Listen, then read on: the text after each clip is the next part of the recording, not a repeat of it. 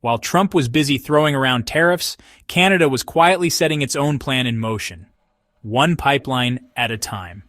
Now, instead of heading south, billions are flowing east. And if this new deal with Europe becomes reality, the United States won't just lose its closest energy partner, it might lose control of Europe's entire gas supply chain. On January 22, 2025, in an off-the-cuff press conference, President Trump remarked, "If Canada thinks it can mess with us on trade, maybe it should find someone else to sell its oil to." The comment didn't make major headlines, overshadowed by fresh tariffs on China. But in Ottawa, the statement hit like a direct hit. Within hours, Canada's Ministry of Energy entered urgent talks with Shell Canada, Suncor, and the Canadian Association of Petroleum Producers. A leaked internal memo, seen by the Globe and Mail, warned of an immediate strategy shift away from U.S.-centered exports, citing the risk of unstable executive-led trade policy. Trump's remark didn't just offend an ally, it exposed a deeper flaw in America's energy approach, and Canada was already sketching a way around it. So how did one sentence shake up a 5-decade partnership? And why was Europe already lining up to make a deal? Canada didn't fire back with tariffs or angry speeches. The response came through spreadsheets, boardroom meetings, and fast-tracked port construction. In February 2025, Natural Resources Minister Jonathan Wilkinson quietly traveled to Brussels.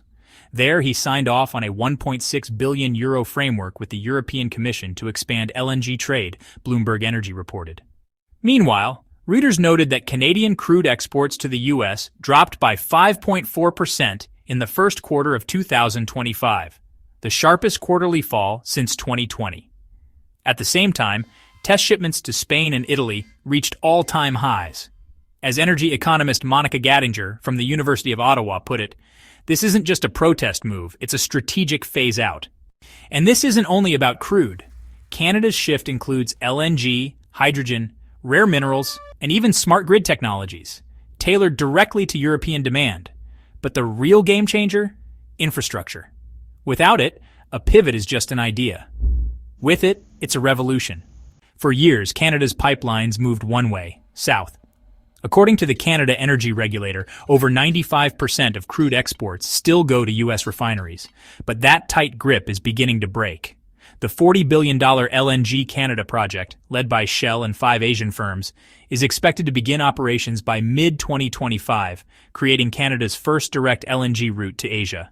At the same time, the Trans Mountain Pipeline expansion, adding 590,000 barrels per day in westward flow, is almost fully operational. Combined, these two projects increase Canada's non-U.S. export capability by more than 75%. On the East Coast, the long-abandoned Energy East pipeline is making a comeback. Now rebranded as the Atlantic Energy Corridor, it has the backing of Irving Oil and European investors. Environmental approval was recently accelerated in New Brunswick. According to the Financial Times, the EU has pledged €800 million toward Atlantic port upgrades, on the condition that Canada can supply 500,000 barrels per day by 2027. Infrastructure once designed to meet American needs is now being rebuilt to bypass them entirely. But here's the question. Why is Europe leaning so hard toward Canada right now? Europe's energy crisis didn't end with Russia cutting its pipelines. It just evolved. In 2024, the EU relied on the U.S. for 39% of its LNG, up from 28% the year before. But that reliance is getting shaky. In January 2025, President Trump halted new U.S. LNG export permits, claiming it was to protect domestic energy supplies. Within days, the Wall Street Journal reported that European natural gas futures jumped 12%. Canada offers an alternative reliable governance, low emissions, and long-term 20-year contracts. In March 2025, Germany's economy ministry signed a provisional agreement with Paraday Energy to import 1.3 million tons of LNG per year by 2028, routed through a planned terminal in Nova Scotia. That deal alone could replace 12% of Germany's current LNG imports from the U.S., based on Eurostat data. EU Energy Commissioner Kadri Simpson said in a Brussels briefing, "We don't see Canada as a fallback option. We see them as a lead partner in redefining Europe's energy future." The message is loud and clear. This isn't just diversification, it's a strategic courtship. But here's the million-dollar question. Is Canada really ready to replace Russia? Back in 2021, Russia supplied 155 billion cubic meters of gas to Europe. By 2024, that number fell below 40 billion cubic meters. And the International Energy Agency predicts that by 2030, Russia's role will drop to under 10%. That gap is massive, and Canada is quickly building the framework to fill it. With LG Canada projected to export 14 million tons each year, and new Atlantic projects underway at Goldboro and Bearhead, Canada's total LNG shipments could top 30 million tons by 2029. To put that in perspective, that's around 40% of what Russia currently sends to Europe. But it's not just about quantity, it's about values. Unlike Qatar or Algeria, Canada's trade policy is directly in step with the EU's climate objectives. The new export terminals are being built with carbon capture tech, limits on methane leaks, and even include indigenous equity stakes. Research from Wood Mackenzie suggests Canadian LNG could earn a 10% price premium per ton thanks to ESG compliance, yet buyers aren't backing away. Still, the real game changer might not be LNG. It could be what Canada does next with hydrogen, rare earth minerals, and battery metals that triggers a larger geopolitical shift. So here's the big question. If Europe turns to Canada for energy, does that leave the US on the sidelines? Let's explore it. Share your thoughts in the comments, because this shift could seriously change global alliances. So why are Canadians suddenly supporting a pipeline that once symbolized environmental protest? Once written off, the Energy East pipeline is back in the headlines, and the political landscape around it has flipped. A new poll from Angus Reid in March 2025 reveals that 64% of Canadians now favor new eastbound energy routes, compared to just 42% in 2021. This shift isn't about ideology, it's about economics. The Canadian Energy Regulator estimates that rerouting crude oil to Atlantic ports could boost national energy income by up to 13.2 billion Canadian dollars each year, while reducing Canada's dependence on unstable US trade policies.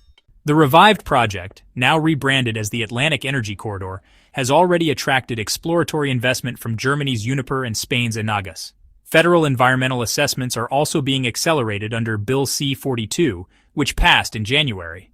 Even Quebec Premier, François Legault, once a strong opponent, recently declared during a joint press event, "This is no longer about politics. It's about having control over our exports." But as enthusiasm grows, critics are warning that the project may be advancing faster than regulations can keep up. So, who stands to lose if this pipeline is built? If Canada redirects even a small share of its crude away from the United States, the effects will be felt fast, and not in Ottawa. As of the fourth quarter of 2024, the United States was importing 3.72 million barrels of oil per day from Canada, making up more than 56% of all American crude imports, according to the U.S. Energy Information Administration. A 10% cut, as projected by RBC Capital Markets, if the Atlantic Corridor goes live by 2027, would mean 370,000 fewer barrels per day, enough to raise Brent crude prices by $4 to $6 per barrel. S&P Global points out that refineries in the Midwest and Gulf Coast, built specifically to handle heavier Canadian crude, would be hit hardest.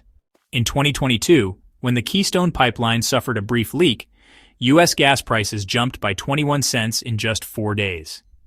Now, in its 2025 first quarter briefing, the U.S. Department of Energy warns that Canada's diversification of pipeline routes presents a serious strategic risk to American refinery planning. But this is about more than just price hikes. It's about power. And Canada is beginning to flex its own. It's no longer waiting for an invitation to the global energy table. It's building its own seat.